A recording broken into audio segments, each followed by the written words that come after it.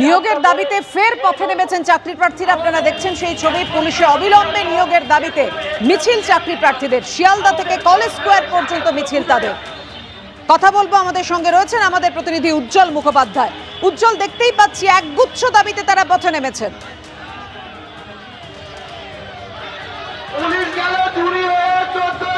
দেখো, সেটা হচ্ছে যে আজকে যারা মিছিল করছে তাদের মূল দাবি যে পুলিশে নিয়োগ করতে হবে।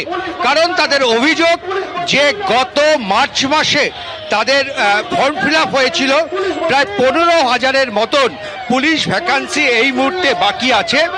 ফলে তাদের দাবি যে মার্চ মাসে আবেদনপত্র সরকার গ্রহণ করার পরও এখনো কিন্তু তাদের নিয়োগের ব্যাপারে কোনো কিছু করা হয়নি এবং তারা সুপ্রিম কোর্টে গেছেন।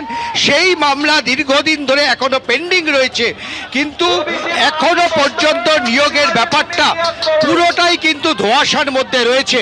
তার প্রতিবাদে তারা আজকে পথে নেমেছেন, তার প্রতিবাদে তারা আজকে মিছিল করছেন।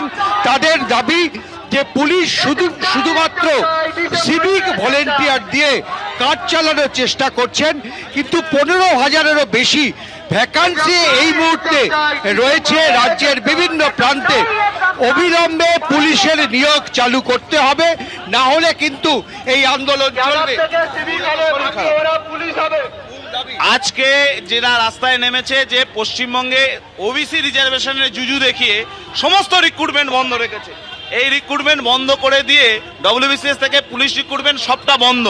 ওবিসি রিজার্ভেশনের মধ্যে দাঁড়িয়ে যে যখন কোর্টে মামলা চলছে, অ্যাডভোকেট জেনারেল কোর্টে প্রেজেন্ট থাকছে না, ইচ্ছা করে মামলা লেন্দি করছে।